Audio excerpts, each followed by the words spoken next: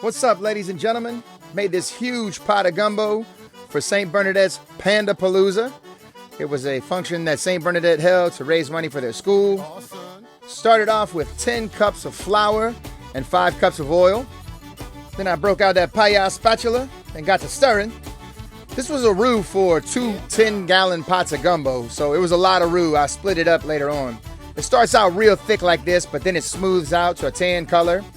Eventually it gets to a peanut butter color, and then you get to your chocolate color. Look how beautiful this is. Oh my gosh. That is a beautiful roux for gumbo. Then it's time to get your pot heated up. Woo. That was pretty dangerous, but it worked out. We started off by each browning down 10 pounds of sausage. Some smoked sausage, got it nice and brown. Smelt amazing. Just to show you guys, each pot had 10 pounds of sausage. It was smelling amazing. Once the sausage was nice and brown, we went ahead and took it out and added it to a little pot on the side. I forgot to mention we did this at a rifle range. That made for an interesting beginning of cooking. 12 diced onions, an entire stalk of celery, and 6 bell peppers.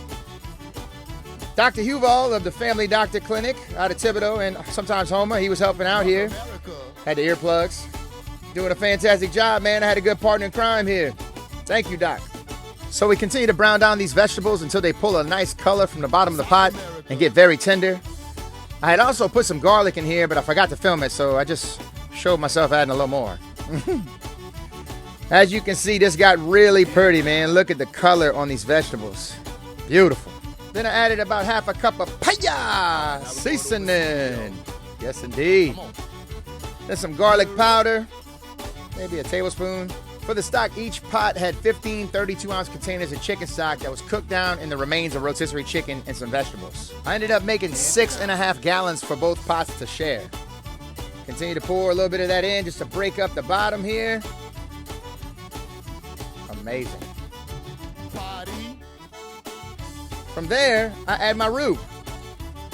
It was nice and congealed at this point, so I was able to just kind of flip it out using my spatula here. And there we go. Got the rest of it out and just started to stir it in. Once I had that blended in, I began to add a little bit more chicken stock at a time and then stir. As it thickens up, I add a little bit more chicken stock, so that way everything just kind of blends evenly. At this point, I added my green onions. This was 5 bunches of green onions I added to this pot, and then there was also another 5 bunches added to Dr. Huval's. Just stirred that in. Add the rest of my chicken stock, and then I put in about a gallon of water, which helps balance everything. From here, I threw back in the sausage. Got it all up in there. We got it to a nice simmering boil, and we let this cook down for probably about an hour and a half. Come on, Russia. Once it's been cooking down that long, man, the roux's cooked out, all the flavors are really good. You can add that cooked chicken and you can serve it up.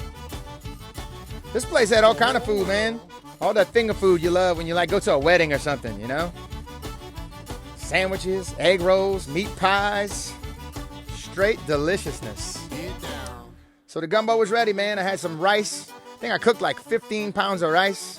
Just to show you how big this pot was. This is my seasoning right next to the pot. And I made that pot twice. There was a lot of rice. We put a little bit in a bowl and scooped the gumbo on top. And they tore it up. It was cool, man. I had a nice setup. I was able to put some products out. Had my Cajun Ninja sign. All in all, I thought this was a really fun event, man. All the people there were just super friendly and nice, and everybody just had a good time. So look, if you're interested in making a gumbo like this on a smaller scale, you can find it in my cookbook. Just head over to CajunNinjaBook.com, and remember, first, you make a roux.